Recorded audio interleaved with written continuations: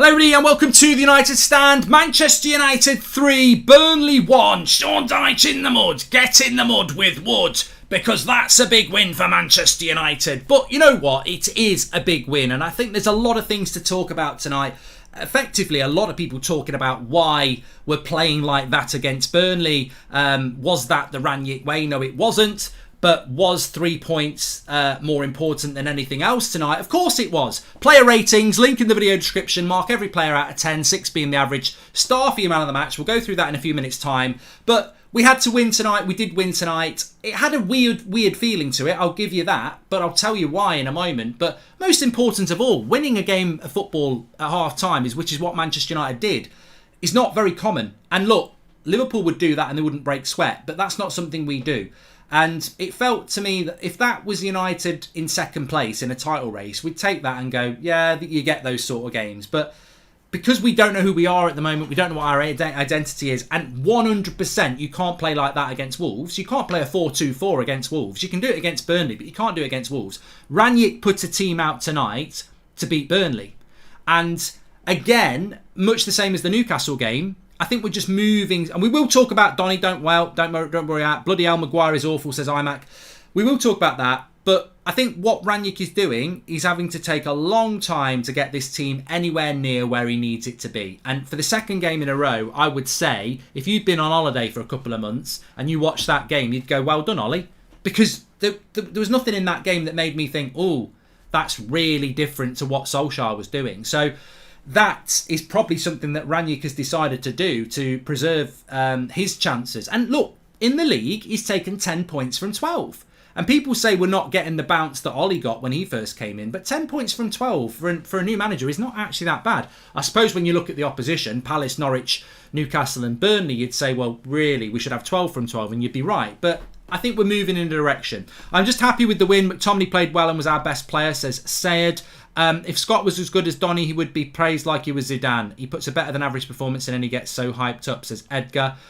Dave, welcome to Members Club. Maguire needs dropping and stripping of the captaincy, says Liam Brown. Well, I'm sure we'll talk about all those players in a moment. And I do want to say right at the start of the show, Scott McTominay is a huge contender for man of the match. Like, he played very, very well today. I have no agenda against any United player.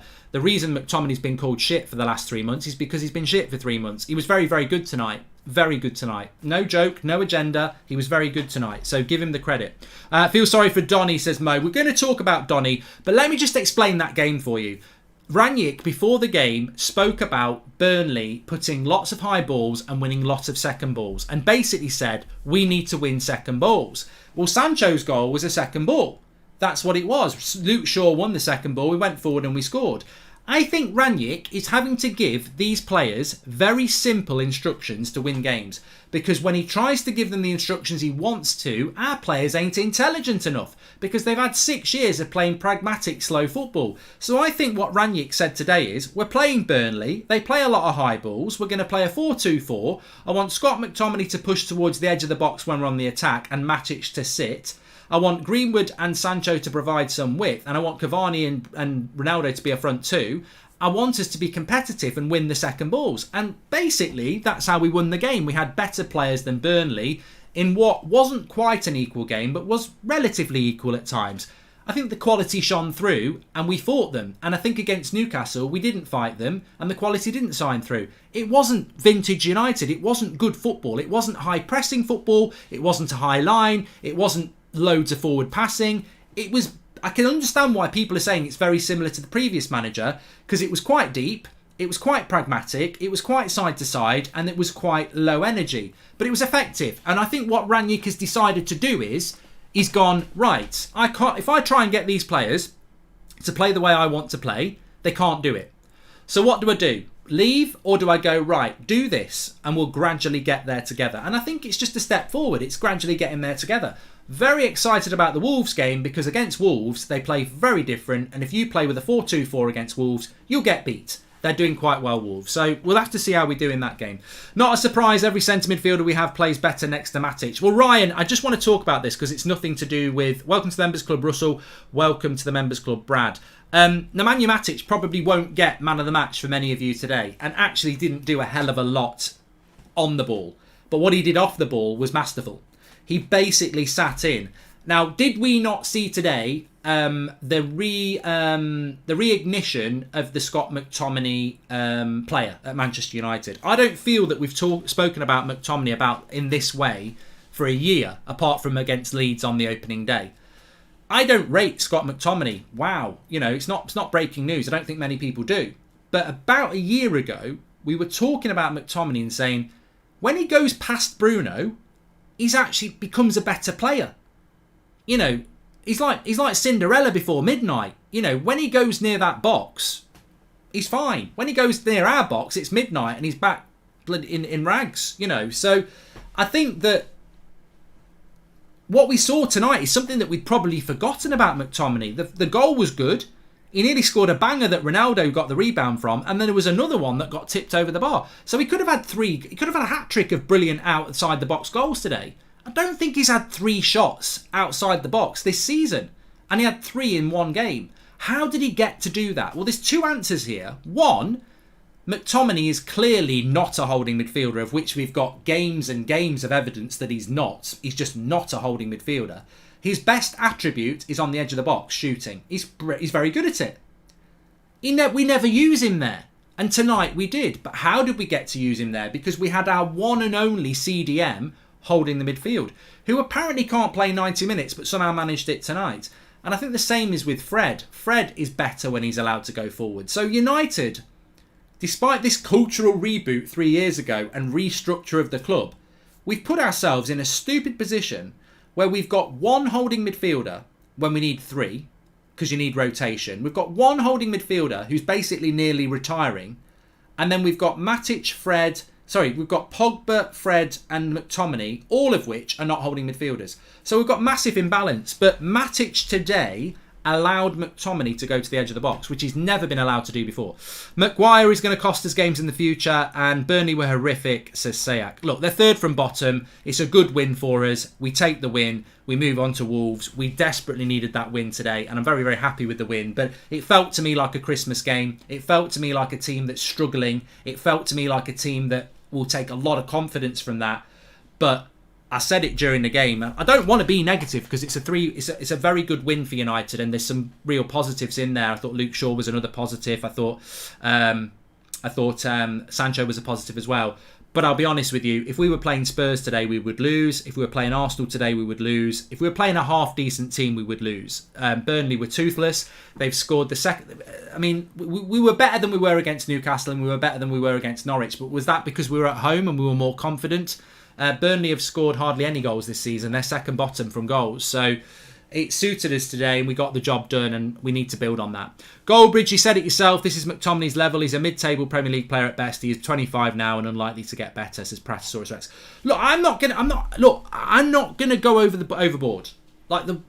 We do have a fan base that has become a bit Arsenalified, where you play like you do against Newcastle and it's get rid of them all. You beat Burnley and it's like, oh, he's the next Roy Keane. No, Fred was man of the match against Palace, and people were going, wow, forget that he was crap for 3 months under the previous manager. He's played really well for Rangnick. This is the real Fred. And then we get 3 more games after that where he's shite.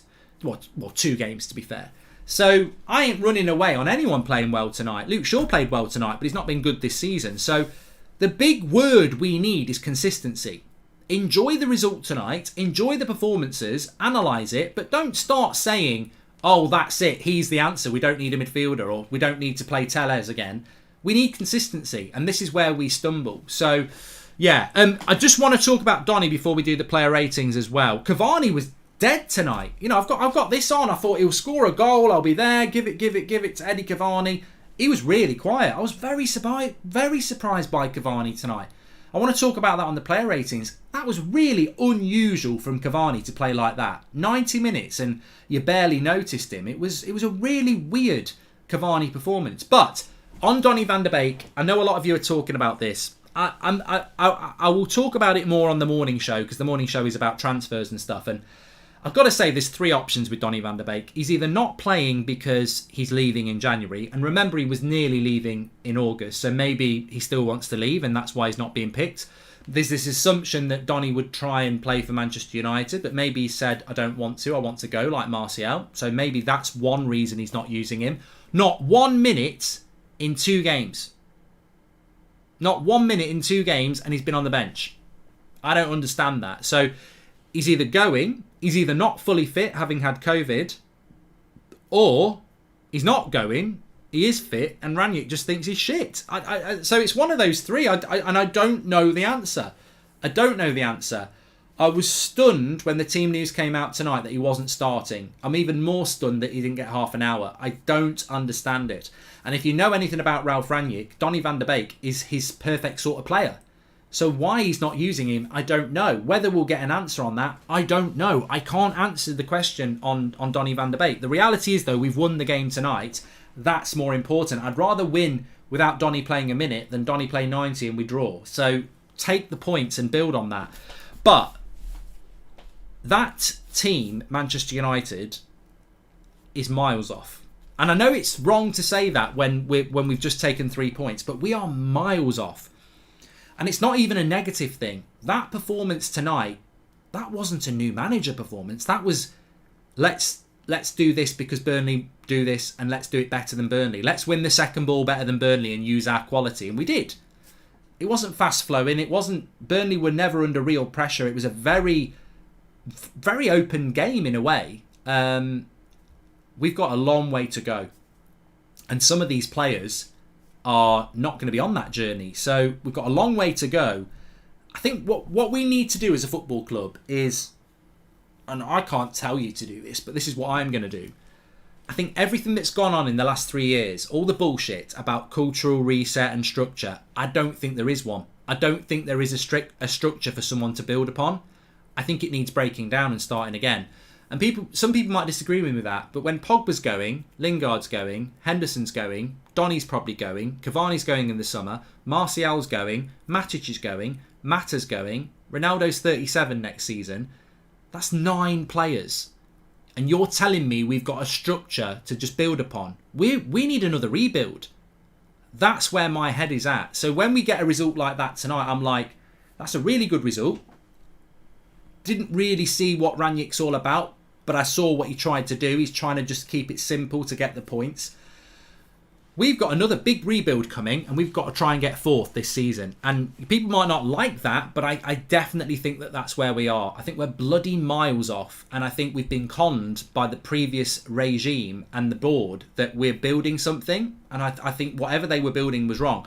Win is the only positive. It's an anyone's guess which team will turn up against Wolves, says Carramore. Let's sell Donny and buy someone we will use. We've got to buy a midfielder in January, PGM, and I think we will. Ronaldo was better today than the previous game. He has a sense of hunger to score, says said. What I liked about Ronaldo today is that he started to trust some players. I do. He started playing some passes, which I think with Rashford and Greenwood, he wasn't previously doing that.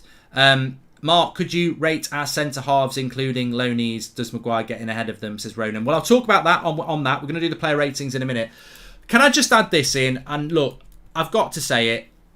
I hope I'm going to be wrong on this. I really, really do. But I'm going to say it because it's the only thing that's irritating me tonight. And it's been irritating me for a little while. Why did you buy me socks for Christmas, Gran? No.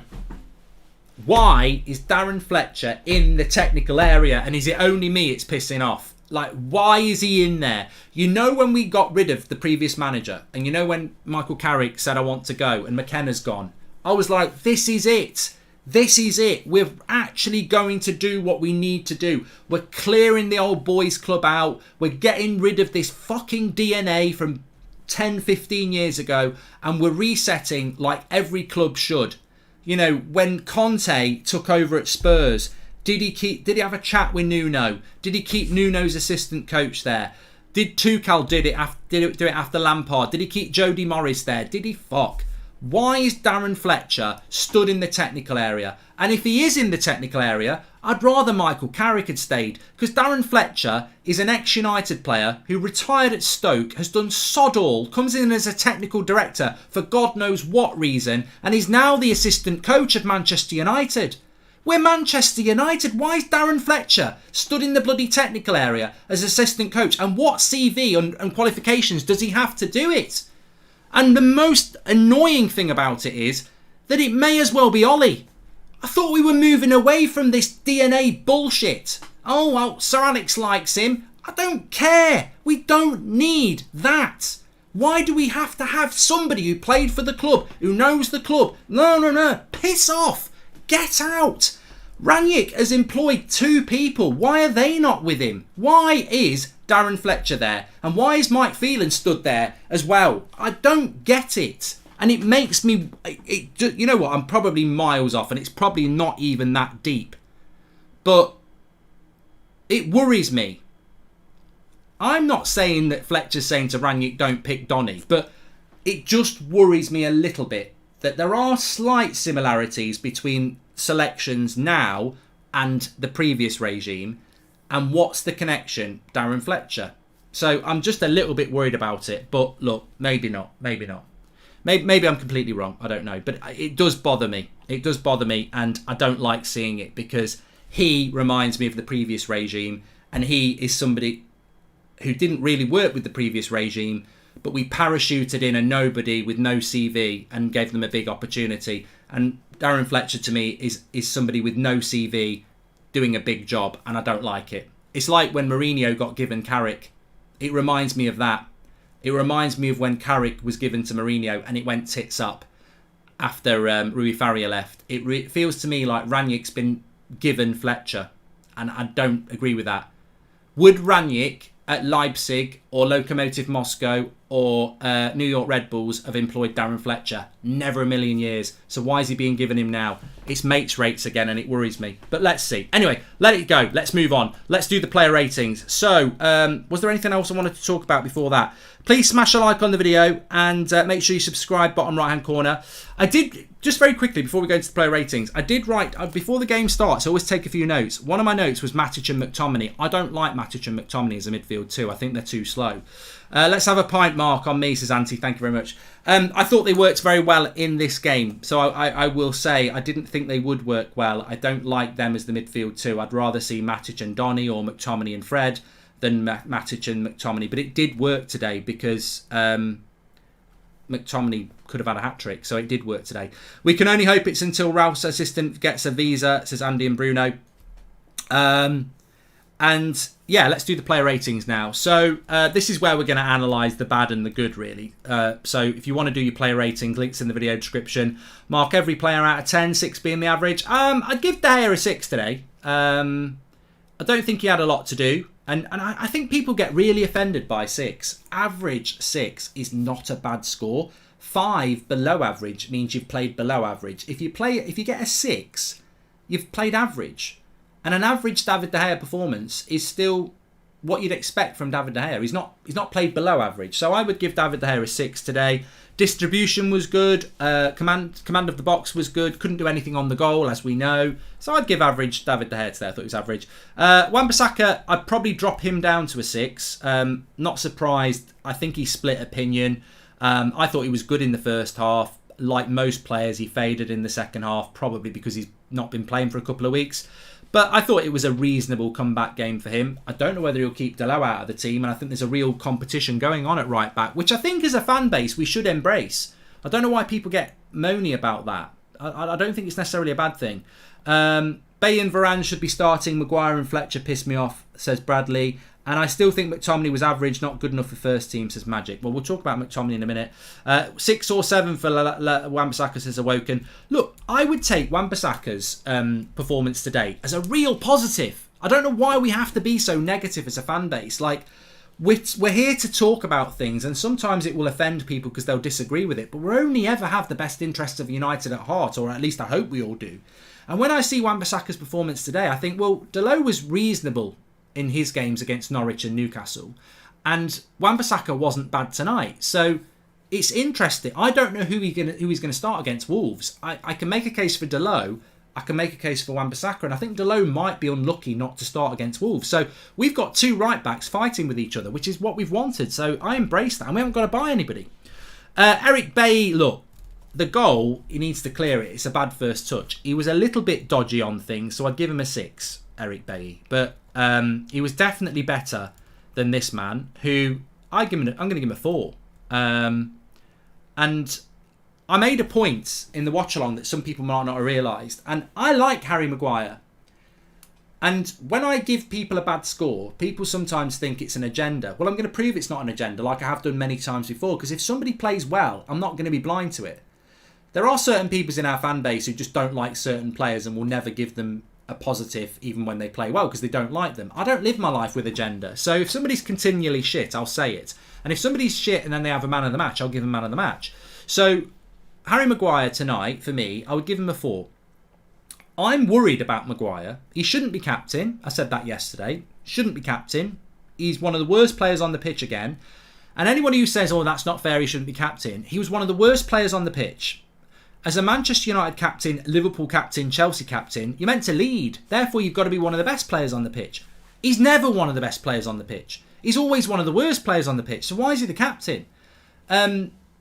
He was bad today. The goal was his fault. You don't run away from a player running at you. You stand your ground and you push them wide. He runs away and gives him a shot in the bottom corner in the box. Absolutely shit defending.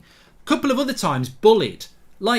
He's just playing really bad. So I've got to give him a 4. But on top of that, we were talking about it in the watch-along. How does Harry Maguire improve? Great conversation. And I basically said, we've paid £80 million for John O'Shea. Now, if you can remember John O'Shea, actually, when you analyse it, he was better than Harry Maguire. He actually was better than Harry Maguire.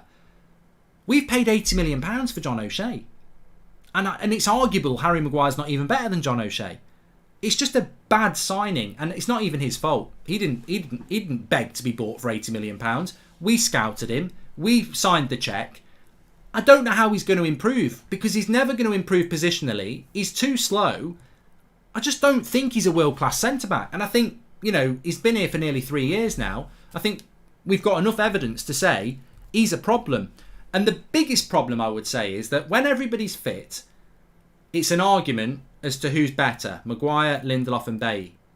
Now, I'm not saying Maguire's not better than Bailly or Lindelof, although most of you would. But the fact that we're having that conversation, and yet Maguire's starting every game, shows United have got a problem. And he's captain. It shows we've got a huge problem. When you can debate that Lindelof and Bailly are better, but he's starting every game because he's captain, we've got a problem there. And he needs to improve so much, or this problem's going to keep happening, because he cost us a goal today against the Burnley side that really couldn't hit the ocean from a boat. Luke Shaw to me today, I thought he was really good. Emmanuel, thanks for joining the members club. Mark Maguire is a shocking defender. He wouldn't make a Sunday League team, says Mick Shelley. Please smash a like on the video if you're watching, by the way. We're trying to whiz through these. Luke Shaw, look, Wan-Bissaka and Dalot, I think Dalot might start on Monday against Wolves. Luke Shaw and Tellez, for me, Luke Shaw was a 7 tonight. He starts ahead of Tellez. I like Tellez, but Luke Shaw just brings something that Tellez doesn't. He brings an authority. He just brings more. And maybe Tellez would bring that if he was given 10, 15 games. But Luke Shaw just brings more. More energy, more composure. He looked really good again tonight. Maybe he's had that kick up the arse he needs. But I thought Luke Shaw and Sancho were so good in the first half link-up play. And it's interesting because everyone thinks Sancho's a right winger, but I thought he linked up really well with Luke Shaw today. And Luke Shaw was a very welcome return. And that's what you want from Tellez and Dalot coming into the team. You want to see the other two come in and fight. And I think Luke Shaw probably has won his place back on that. Matic, I would give him a 7 today. I thought it was low key. It's very interesting that people have given him a 5.8. Matic provided the platform for McTominay to do what he did. He provided the platform for Luke Shaw to go forward as well. It was a very understated positional performance from Matic. On the ball, it wasn't great, and people will say, well, it's football. But positionally, he allowed people to do things. Like, we were playing a 4-2-4, and McTominay was on the edge of the box. That can only happen if the midfielder says, go and do it. So I think Matic contributed to the performance of McTominay tonight, who, for me, I'm going to give him an 8. And I am going to give him man of the match. Because the only other contender really was Jadon Sancho. Now, look, straight away, disclaimer. This is one game. He's played well twice this season, and that's game 20. So he's played well in 10% of his games. That's way, way, way too low. But he was man of the match today. He showed us something that I always question. What are you good at? And he's good at getting to the edge of the box and shooting. We need to get him at the edge of the box shooting. Now, we're never going to do that if we're going to play him as a holding midfielder. So The thing for me is that I think McTominay will evolve into a bench player for United if we use him properly, because he needs to be playing around the positions that Bruno is or Pogba is, more advanced. He's not a holding midfielder. He just doesn't have the... he's too far away from his strength. His strength is getting to the edge of the box. But you know, he was aggressive today, which is what you need. Look, I know we hate this Duracell bunny, energy, desire, and trust. But to be honest with you, that's what Rangnick said before the game. He said we need to win the second balls and we need to have a lot of energy. And it's, you know, somebody said it on the watch along as well. McTominay's found his level. This is championship level football. Burnley are going to get relegated. And I don't think that's fair to say that they're going to get relegated and it's not championship football. But that sort of a game suits Scott McTominay. The Burnley players aren't going to run past him. They're not going to play triangles past him. It really is a game where you can just live on your physicality. And he did that really well. And he got to the edge of the box and showed us something we haven't seen. And look, I'm not going to name his name. The previous manager's got a lot to answer for because he picked this lad consistently and then never let him be what his talent is. He's clearly very good on the edge of the box, but not our box, their box. So he deserves man of the match today, and I've continually called him shit all season, and he has been shit all season, but that's why it's not an agenda, because if you go out and you put a performance in, you will get the praise. And these United players need to realise that. Instead of ignoring the criticism and thinking they're better and they don't need to listen to it, Scott McTominay tonight should look at the praise and go, oh, they don't dislike me then. They don't hate me. I've played well and I've got praise. Why were they calling me shit for months? Because you've been shit for months, basically.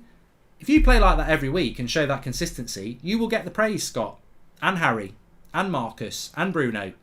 And that's what the United egotistical players need to realise. If you play well, you will get the praise. And he played well, and he got man of the match. Mason, for me, was 6 today. In and out of the game. I do worry about Greenwood a bit. I wonder if Greenwood would have played better in the Cavani position today, and Donny would have played better in the Greenwood position, because Cavani didn't have a good game. But I do worry about Greenwood.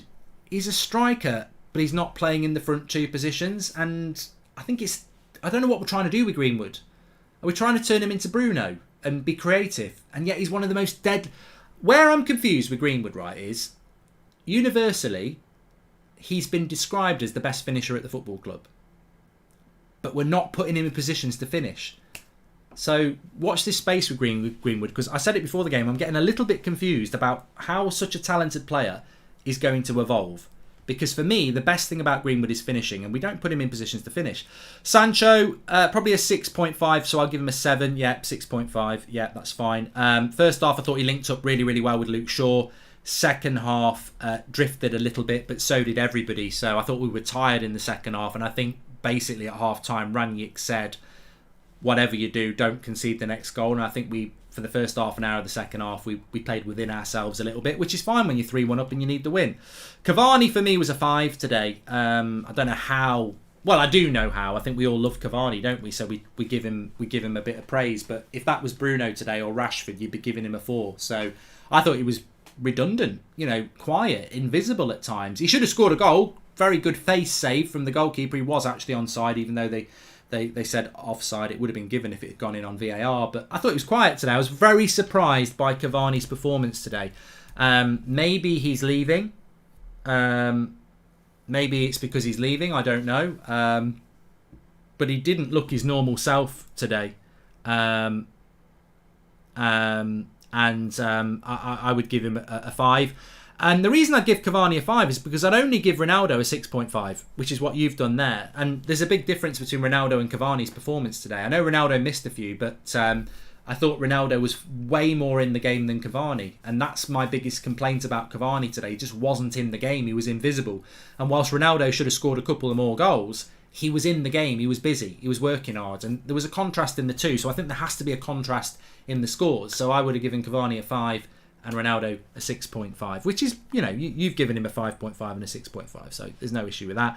Varane came on and did a steady job with a 6. Delot, again, was steady with a 6. And then Ralph Rangnick, the manager. Now, we had to give him a low score against Newcastle, but Ben Piano Works says Greenwood tracked back today and was excellent defensively, something we didn't see under Ollie. Look, I've given Greenwood a 6. I haven't said he played badly. I gave David De Gea a 6, so I've not said he's played badly. What I'm saying about Mason Greenwood is his best attribute is finishing. He's not going to finish much if he's nowhere near the goal. Are we turning him into a number 10? Is he a winger? What are we doing with Mason Greenwood? Because if Mason Greenwood was at Everton, he'd be playing down the middle. Is he now at Manchester United not becoming the player he should be because we've got other players in his position? And that's my worry about Greenwood. I know what a finisher he is. He's not getting chances to finish. So, let's see what happens with Greenwood. Rangnick tonight. Look, we've won the game 3-1. I'm actually going to be controversial here. And I'm going to give him a 7, which is a 6.5. Which is what you've done anyway. So it's not that controversial. I have to go up, you see, when I'm giving a 0.5. So I'd give him a 6.5 because I don't have 5s. But you've given a 6.5, which I think is right. Now, why would I give him above average? Because we won the game. The main reason I think he did well tonight is because he openly said before the game, we're scared of Burnley. We're scared of their long balls and the fact that they win the second balls. Because he saw against Newcastle that they nearly beat us because they won the second ball. And he knows that Burnley are a little bit like Allardyce and Pulis, where it's direct and you win the second balls. And Rangnick knew this. He didn't try and play the Rangnick way. He didn't play high pressing. He didn't play constant forward passes. He basically said, we're going to fight Burnley for the second ball. And he said it before the game. And many of you won't be happy with that because it wasn't the Rangnick way. It wasn't the United way. But we won the game and he explained how we were going to win the game. And he did. So it might not have been pretty at times. It certainly wasn't vintage United. And we can't play that formation again. But in that individual game, we played it and he won it. And look, Ollie used to do that. He beat Man City and Chelsea doing that. It's not the Rangnick way, and we must progress. But maybe it's going to take him a bit more time to do that. And maybe he went into a game today and said, look, let's keep it simple. This is what I want you to do. I want you to win the second balls, and I want you to express yourselves. And that's what we did, and we won the game. And I think that's what you would expect. When we've had a couple of bad performances, which Norwich and Newcastle were. But I go back to what I said at the start. There is a bit of a myth floating around. We've seen it with certain ex-players sort of dropping hints that it's not going well. We've taken 10 points from 12 in his first 4 games. That's not a bad start. Some of the performances have not been great, but it's not a bad start. 10 points from 12. I think I know who the man of the match is going to be. 81%. Very well done to Scott McTominay. Thoroughly deserves it. Smash a like on the video for Scott McTominay if he was your man of the match as well. Did deserve it. One game, one sunny day doesn't make a summer. It is Burnley. If he could put that sort of performance in against an Arsenal or a Chelsea or a Leicester, that's progression. This is a relegation side. Everybody should be playing like Scott McTominay tonight. But he did play well. And I look forward to the morning show tomorrow because I'm going to make a couple of phone calls now and try and find out what's going on with Donny van der Beek, because I do know a couple of people who will know what's going on. So I will find out for you for the morning show tomorrow. But we do have the fan forum ongoing. Beth and the crew, I'll push you over to there. Go and say hello. Thanks everyone for watching. Remember, we won. Well done to United, and we'll take it from there. I'll see you on the morning show at 10. Get onto the fan forum now.